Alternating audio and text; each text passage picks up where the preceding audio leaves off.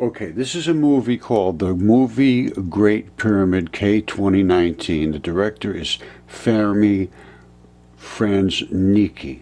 And you should come up and watch. It's 3.5 hours long, so it's quite long. Now, I'm going to comment on it because he's asking other researchers to try to come up with the reasons it was built, what it's built out of, how they built it, what the purpose was, it religious and so forth, and how could they have possibly done this, all kinds of things. And I love this kind of stuff.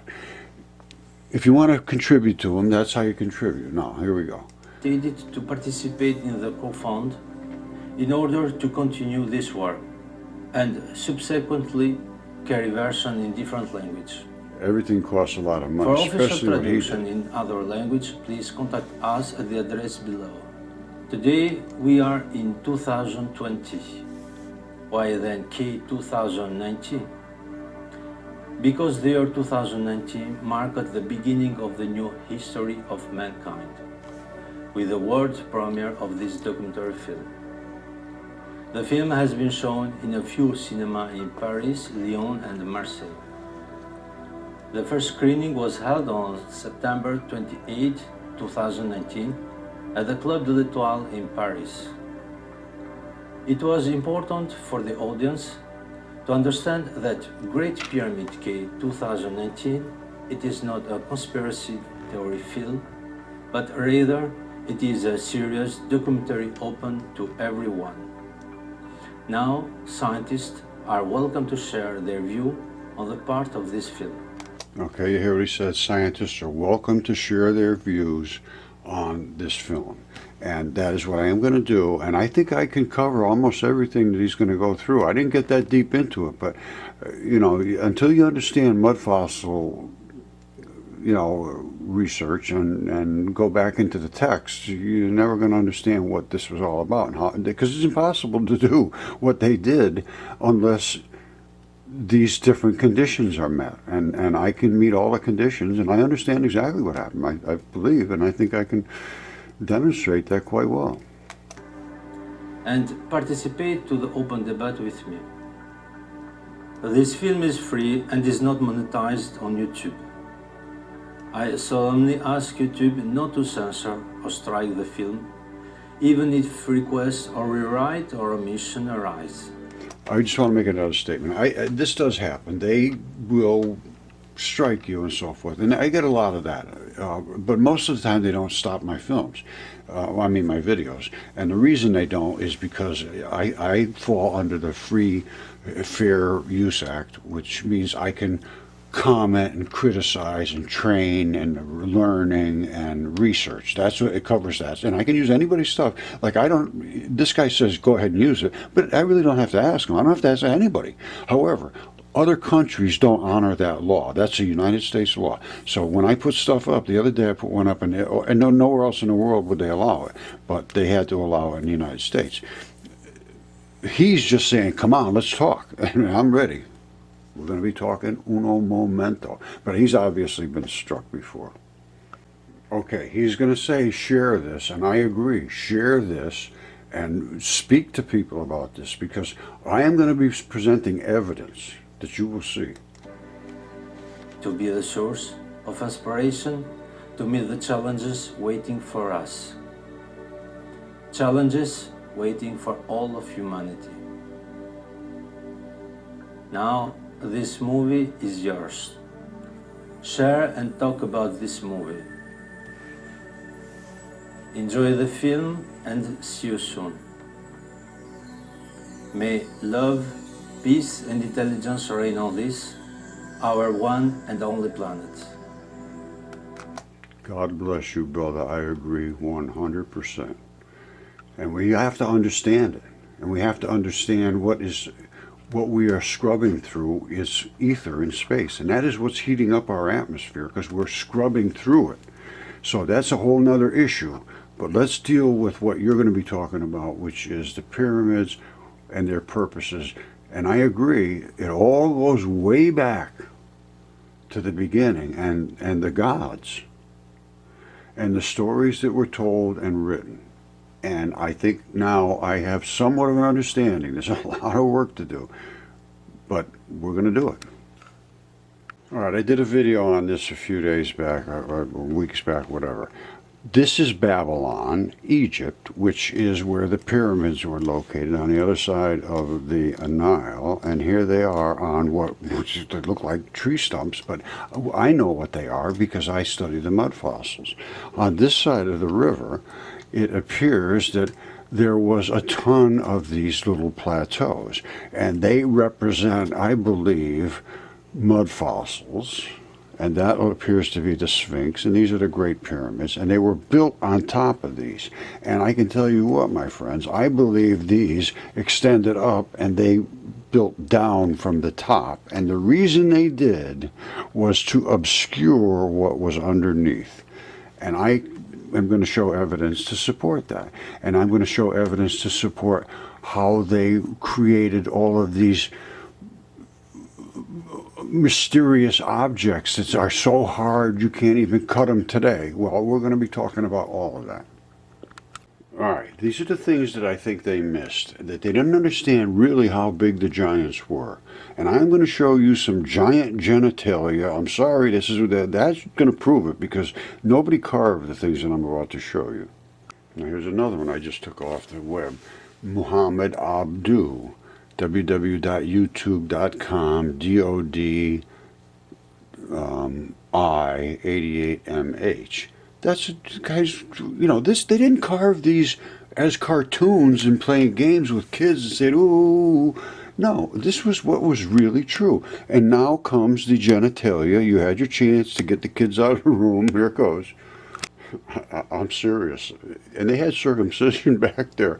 This is kind of silly sounding, but it was real. That, I'm telling you, biologically is correct. I'm going to show you. And they had pagans too.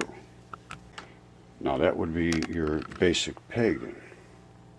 Now some say that is a mushroom. I say that is erectile dysfunction. We all know the song, "There Once Was an Old Man Who Lived in a Shoe," or was it a penis? I can't remember. Now, this obviously is the counterpart to what I just showed you. Now, I have to make a joke here and there. I got to have a little fun with this. Now, I always used to show this, and I never showed the penis ones. Well, the women sort of got upset. So, anyway, this is, like I said, this is, each one of them had one or the other. I mean, that's the way it works. Now, this little tiny slit here, you see that tiny little, very, very thin little split there? You see that? That is what is known as the abdominal seam. When you form as a baby, before you, sperm and egg, and it comes into a ball, and that ball is what they call a blastula. And at a certain size, the ball goes bloop inside of itself. So, let me see if I got some here. Hold on, here we go. The ball goes like this, and then it goes bloop inside of itself, and these form a seal here, and that becomes your abdominal cavity. We'll see this in a second. I'll show you how the anatomical representation. Now, I noticed one thing about this fornix. There's different, see this here? That's what they call the fornix in the back of the vagina. And this is a Tracian womb cave, they called it. And it's a womb, it's a vagina, and it's probably from a human being. And these can be tested now because of the DNA tests that now are being done. I was the first one, I think, in history that had DNA done on ancient humans. And mine came back dense, and because I took it right from the artery. And you can find arteries. You're going to find little, like, I believe that's probably blood coming right out of it. And I believe it's actually almost blood. And that's why all this green is growing here, this moss. It loves red blood. It loves it. Now, my other point was, this little split here, there's two different styles of fornix. I'm pretty good at the vaginas here. I've been, working on them a long time. One of them has just a dot in the center, and that's like human beings. They have single normal births. And then there's other ones that have a slit, and I think it usually goes sideways. Now, I don't know what's going on there, but this could be a multiple birth creature, which would be something other than a human. They're all anatomically pretty similar. But let me show you how this seems together here. And then that'll prove my point. And I have dozens and dozens, and this isn't even big. This one here is a kitten. All right, these are basically different types of anatomical folds, and that's what the abdomen will become. This fuses, and then inside you get these different types of cells. You see the different looking cells? Well, that's your abdominal cavity, and it has to be different than the external cells, which are basically like a rubber bag that holds all the other stuff in there, because you get digestive juices going on, all kinds of different things. But whatever, just trust me. This fuses together here just like you glued it. Well, guess what? When you soak that glue long enough, it snaps apart. That's what that seam is. And you see them in every single one of them. They have that split. It splits apart right there. There's no question about it. And now these things can be tested. Back when I was first making these claims, nobody could test these things. I understand that. And I did sound like a complete insane person. I understand that. But then I came out with the evidence, and nobody would still look, and they still could treat me like an insane person. So who is insane now? This is in Sonoma, Arizona, and that's split. It's a little wider because it's a bigger vagina. See, there's one that's in the Baltics. And this is, I can't remember what they call it, the wrinkle or the ripple or whatever it is, but it's this series of folds that are in the vagina. And that is, again, the seam. And these were all products of floods. And that it was all written about. There was a giant flood. I'm sorry, these things were true. I'm finding all the evidence to support this, and that's why I need to do this statement about exactly how they produced all of these gigantic things that they created, because they had giants, and then they had flesh of the giants that was in a state that could be used as clay, literally. All right, my friends, if there was giants here that had fingertips that were 3 feet long, which there were, that is the fingernail, and there is fingerprints on here. I'm just going to play this and turn the sound down. And this I did the other day. It's called DNA Proves Giants in the Earth. That was DNA certified. Now, this is the fingerprints that were on the other side of the fingernail. You see right here? I broke that off right there. It just came right off as it wrapped around where the fingernail was. It just separated because there is a natural separation there. And the fingerprints start, just like on you, they start almost right next to your fingernail. And that's what happened. And then I took a DNA sample from up inside and took it from the artery, and had it sampled, and it was arterial DNA. Now, that's the fingerprints. These are the fingerprints. I'm serious. And that's the grip skin. And that's the thickness of the grip skin on this guy. Now, that's only one of them. Now, that was DNA tested, certified, 100%. And you saw the fingernail. You see the grip skin. You see the fingerprints. Now, there's another one over here that I have out in my yard, which is also DNA certified right there. That's a left hand. And there's the thing that runs down in your hand. There's the wrapping around the bumperish part, and it's all fleshy. This is the grip skin. I had the fingers. I have fingers and all kinds of things from this one, and that's the finger. Now, this is a small finger compared to the other one. The other one was 3 feet long from here to here. This one's only about 8 inches or something, 7 inches. Now, and this I had CAT scan, DNA certified, and I have all the stuff here. Anybody wants to test it can test it. Now, I took the samples and sent the samples off. If I did a terrible job and I did a problem, then yes, I made the mistake, not the lab. So I am not saying the lab says they were giants. I said I took it out of these, and I took it out of that other gigantic fingertip, and I took it out of this lung. I have 3 different sizes. I have them all over my property. I have them every different size. I have different animals. I all kinds of stuff. Here's a goose. Here's the head of a goose. There's the feathers. There's the feathers in a goose's head. There's a goose. There's a little goose bill. Quack, quack, whatever they do. Quack, quack. And there's the neck.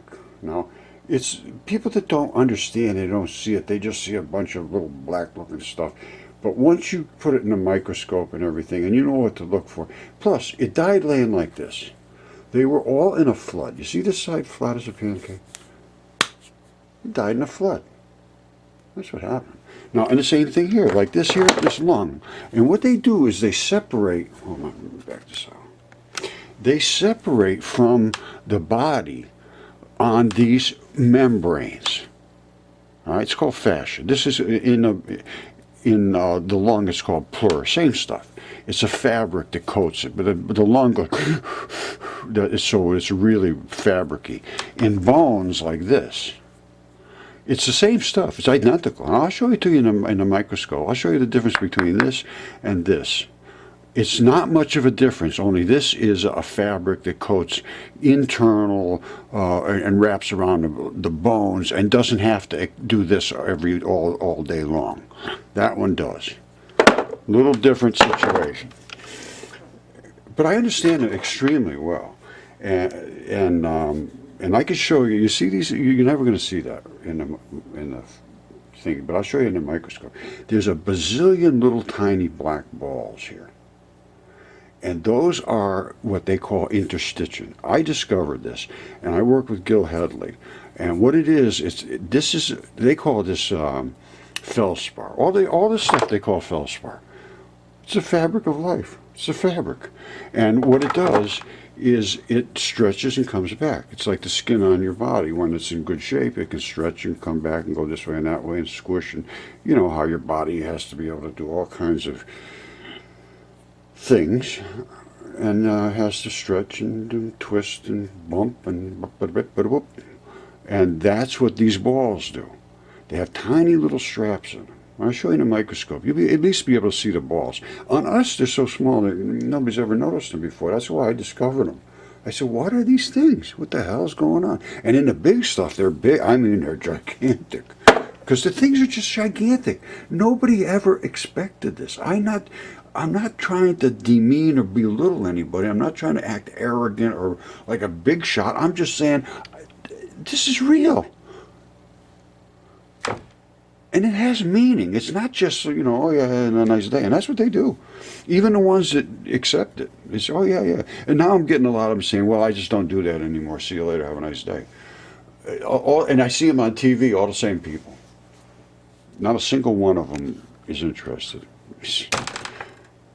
But I hope this guy with this movie will get some interest. So, my stuff is free too. And I think it's time for the people that teach to respond and say, no, Roger, you're wrong, and here's why you're wrong. Your DNA doesn't work. Your hand is not really a hand, and we'll come out and we'll prove it to you. But I need somebody to not just say, oh, you're all wrong, go away, have a nice day. And that's it. Yale, Harvard, every single one of them. Not a single bit of interest. Very, very disturbing, to be perfectly honest with you. All right, this is this fingertip. You see this right here? This was in the CAT scan. You can't see the arteries and the veins and the tendons, but you can see them here. You see that round little dot in the center, and this round one with a dot. But this one's got a dark surrounding it, and this one doesn't. Why? You see that little hole there?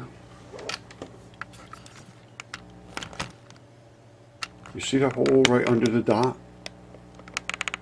You see the other one? You see the hole under the dot? I don't know if you can see that or not.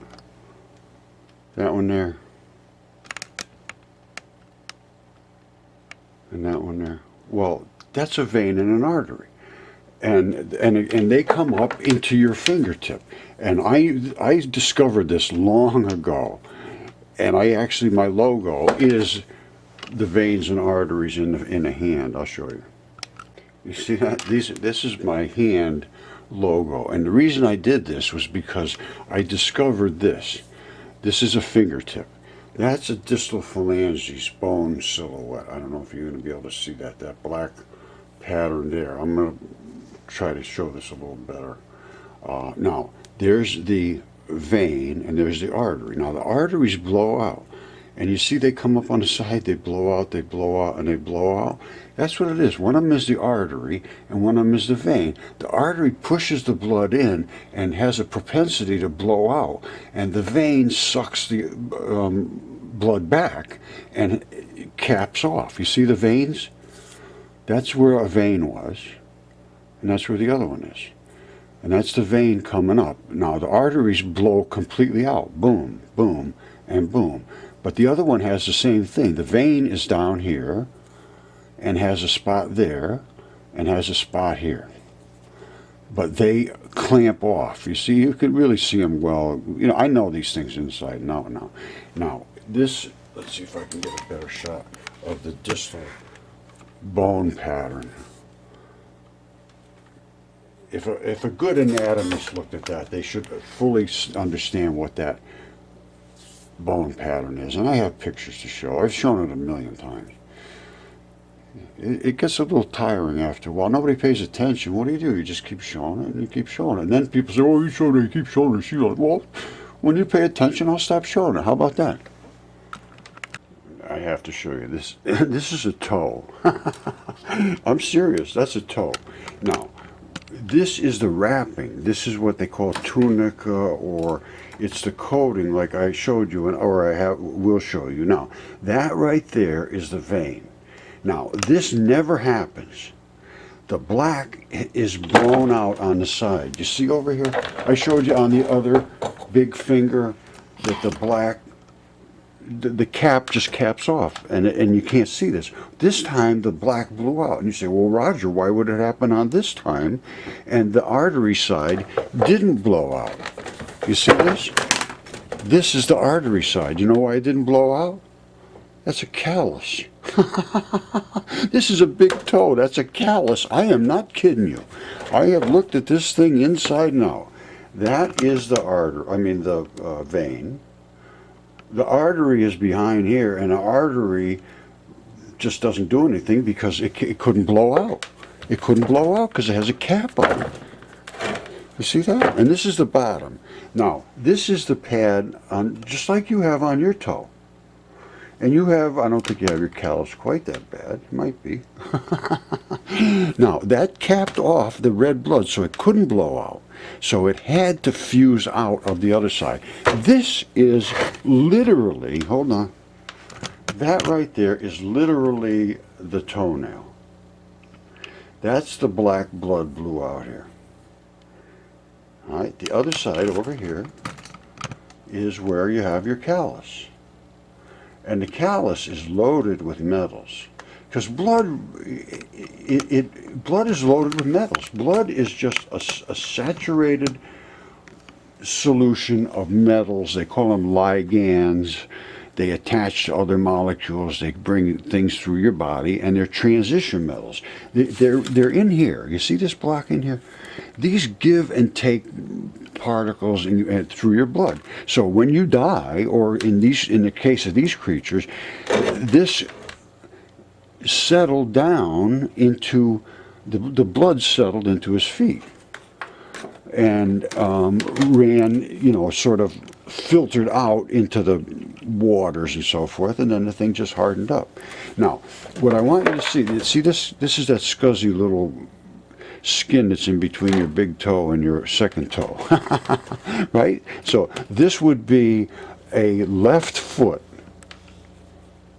big toe, right? The callus is on the outside. The scuzzy little skin is on the inside that goes up against your other toe, and it blew out from the veins. So the veins are on the left side. All right, you may not have your mud fossil eyes yet, so let me explain to you what's going on here. As I always talk about the red blood and the black blood in mud fossils, and that happens because the red blood is the hematite and never really changes much from reddish looking color, yellowish and so forth. But the black blood is the vein blood, and it's Fe2O2 and this is Fe2O3. You add an extra oxygen, changes the color. And there's other different things in the blood as well, but that's the primary difference, is that as your blood passes through you, it sucks all the oxygen out of it and turns black, and then it goes back up to get reoxygenated and go through the liver and all that business. Now, you see this? Look carefully, take your time. You see this? You see that? This is a blood vessel. And it's a vein and an artery, it appears. It's kind of hard. This is a little decayed, yes, absolutely. Now, what is up here? You see those little black balls? Let me see if I can focus this in. I'm going to change this around a little bit. I'm working in the dark. I like working in the dark. No, hold on. All right, I think I was too close. Or this little flap right here anchors the interstitium down into some other part of the body. It's a continuous system. They now realize the interstitium is they consider this an organ now, because it touches and attaches and links every single part of your body to every other part of your body through these tendon balls, the interstitium balls, which I discovered. Again, I make that point. All right, this is a rock. I still have it here. And that is that flap. That's the interstitium, and that is the flap that secures it to the next muscle or piece of meat or your whatever it is. And guess what it looks like in a living creature? Right there. See, that's it right there.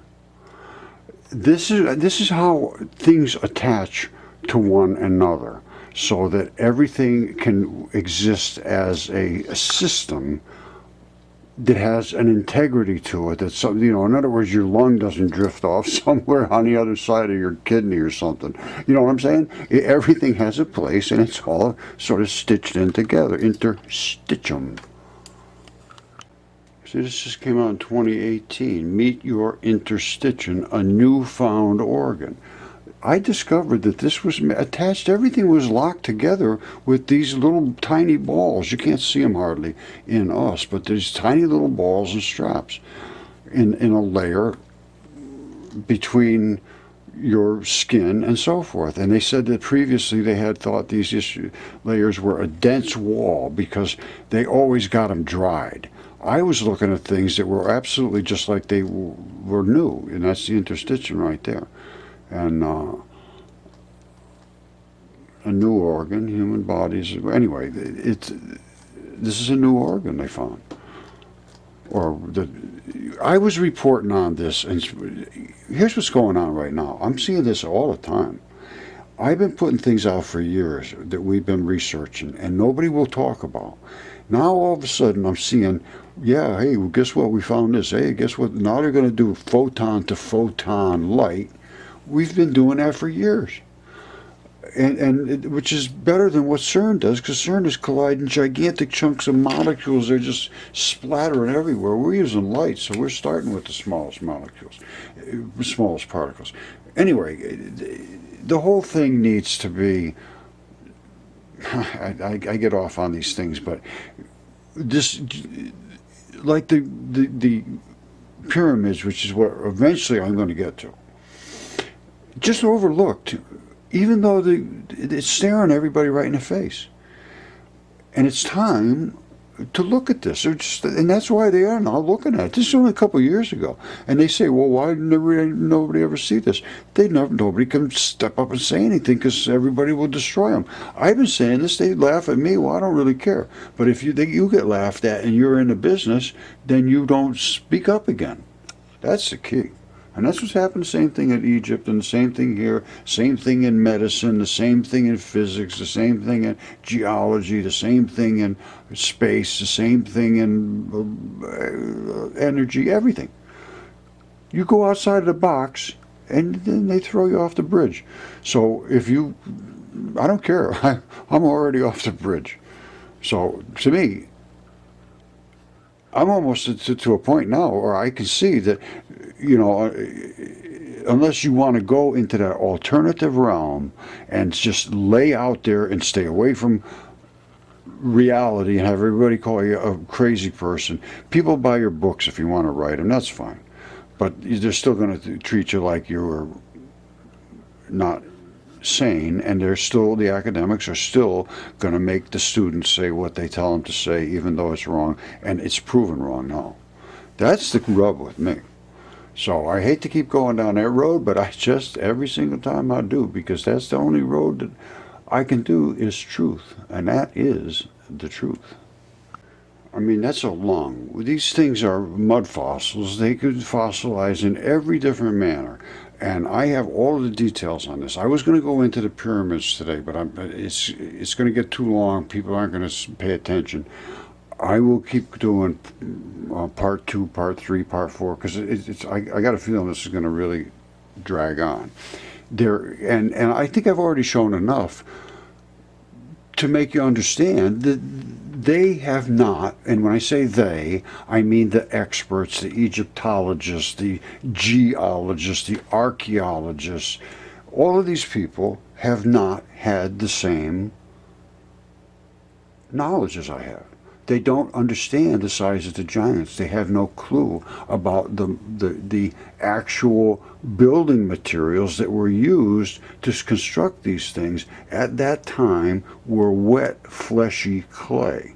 Now, the tendons would have been a little more substantial, but we were always going to have these transition metals, and the transition metals is what they were secreting away. Now, I am going to go deeply into how all these things were made, because they're talking about pots and ceramic things they made that we can't even cut today with their hard as diamonds, and how did they do this and how did they do that, and these gigantic blocks moved and shaved. And I can show you very, very quickly how it was done, and then it's going to be kind of a letdown, to be perfectly honest with you, because it's so easily shown once you have the correct set of eyes to look through. And that's, you know, sometimes it's kind of a little tragedy for these people, because it sort of takes the mystery away of what they've been saying for hundreds of years. And, you know, come on down, pay your money, take your magical mystery tour. And, you know, everybody just sort of guess at things and be mystified. Sometimes I suppose that might even be better. I don't know. It doesn't work for me. I like to get to the end of things and close the cases. And because I think that's really, let's just go back to one more thing here. When I say I like to get to the end of things and close cases, I think that is our job here on Earth. As far as I'm going, but now when I get into the Egyptians and all that, they knew this. These pharaohs knew this. Gods knew this. There was gods here on Earth. Now, what they were exactly, where they came from, who was the top god? I believe it was Jesus Christ. I'm going to tell you just exactly how I feel right now, because at this point, I've done a lot of research.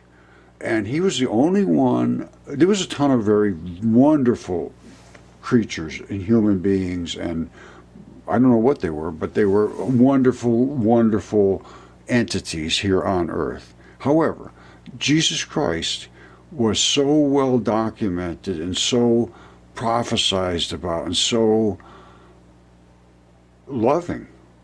It appears to me that for the things I read about him, and I haven't read, I'm not as scholarly on this as you would think, as I pretend to be. Let me put it that way. I study material stuff, and I already am getting a lot of pushback by people saying, "Oh, you can't talk about these Egyptians, you can't talk about these gods, you can't talk about this Jesus Christ, Jesus Christ. If it's not Jesus Christ, then you're a Satanist." And I said, whoa. I could look at anything I want to look at, and Jesus Christ, even in the Gospel of Thomas, which was found in the Nag Hammadi text, right around the time the Dead Sea Scrolls were found. All that stuff was found right after World War II, when the Jews got their home state, and literally it looked like the end of the world was going to come, and all of these texts were found at the same time, and right after we nuked Japan. I don't know what all that means, But I do know that it's kind of interesting to have all that happen within like a year or two or three after thousands of years. And I'm seeing the things that they had talked about in these texts. Well, even in the Gospel of Thomas, look it up. Gospel of Thomas, Nag Hammadi, number 56 and 80, I believe it is. I'm positive it is. 56 says, whoever discovers the earth discovers a corpse or a body. One of them says a body, one of them says a corpse. And it says, whoever did that, the world is not worthy of him or her or whoever of that one. So, you know, if you can come to understand what you're really looking at, you will be above the rest of the worldly population. That's the way I'm taking it. If you come to understand a corpse and a body is literally what we're living on. I mean, I'm not kidding you, 100%. And it said you'll be disturbed. You will marvel. Read the Nag Hammadi text. The Gospel of Thomas will blow your freaking mind, my friend. Okay, my friends, I'm going to just show you what I have to show you. You take it however you want to take it. It's up to you. I have found that everything that was written in the past appears to have substance to it. Giants, dragons, the earth is made of creatures, and I'm going to show you, Jesus Christ said this. Now, I don't care how you feel about religion, but I'm going to just tell you one thing right now. The one thing we need right now is love and compassion and caring. And that's, Jesus Christ was, as far as I'm concerned, he was the top dog at all of that stuff. And he sacrificed himself to show how important it is not to be violent. Now, and all of these things, I think we're coming to a point where we're going to find out that all of these things that were said about the end times are going to be, things are going to be disclosed that nobody ever suspected. Because I'm telling you right now, they are. I never suspected it. And it says, he said, whoever discovers the interpretation of these sayings will not taste death. These are the secret sayings of Jesus. And these were found right after we nuked Japan, and the Dead Sea Scrolls were found, and Nag Hammadi texts were found, all right after, right 1947, 1948, right in that zone. And Israel became a nation, and all that stuff was written about would happen.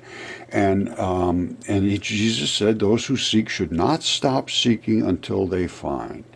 When they find that we will be disturbed. And yes, absolutely. When you find out the truth of what things are, you're going to be, it's disturbing. Because if everything that was written was true, it is marvelous. And then you're supposed to reign. Now let me tell you something right here. Look at this, 56 and 80, I think it was. 56. Jesus said, whoever has come to know the world has discovered a carcass. Now listen to this. That's 56. And 80 basically says the same thing. Jesus said, whoever has come to know the world has discovered the body. All right? That's exactly what it is. We are living on biology. That's all the things that were written were true. Now that brings up the Titans and all of the things that have been laughed at, and the monsters and the giants and the dragons and all of that stuff. Atlantis, the Greek myths, and all these things have to be completely reconsidered. Now, I'm going to just start right out by showing you some biology that is from the earth that relates to these times. All right, I know people say, oh, you can't mix all science and religion, all this. Absolutely you can. You must. If you are going to look for reality and truth, they're not separate things. They're the same thing. Now, we are going to be going extremely deep into this, and I am so appreciative of Director Femi Krasniqi. Now, I'm going to just give you another couple of minutes of this because this is exciting stuff. To me, it's exciting as it can be. Now, here goes. Plateau with 3 large pyramids, those of Khufu, Khafre, and Menkaure. The pyramid of Khufu was covered with white limestone, which is Look at how magnificent of a job this guy did. Where do you see the details of how the questions he asked? Very, very good work in my estimation. Very, very good. completely missing today. There are smaller pyramids called satellites, temples of which only ruins remain, and sanctuary tombs called mastabas, and below the monumental statue of the Sphinx and the Valley Temple. Now you see him up on the plateaus. Now I want to mention to you something. He's got a PayPal contribution page. You come up and look at this. The movie Great Pyramid K 2019, director Femi Krasniqi. This guy cost a lot of money to do this, and he's just doing it for. It sounds to me like to get people to understand this stuff, and really that's all I'm doing it for too. Here goes. Inside the Great Pyramid, there are 2 corridors. Now, one thing I want to explain to you, what is this? This is nothing here. Why? These are like guard shacks, and this is an excavation pit. Tunnels, 1 chamber 30 meters underground, a room in the middle called the Queen's Chamber, an upper room called the King's Chamber, a large inclined gallery, and 4 shafts which cross the pyramid. But what is exceptional and out of the ordinary? You are at the foot of the pyramid to take a photo. Stop for a moment to think a little. Imagine pushing and pulling a stone this size with 50 other people. Then imagine doing this with a second stone, then a third. You will have to raise them to a height of 5 meters, then 10, then 20, 40, 80, 120 meters. There are 2,300,000 waiting for you like this that will need to be transported and hoisted. It's dizzying. You look to the top, then to the bottom, and you start to reflect. Immediately the thought comes to mind, the Egyptians were crazy.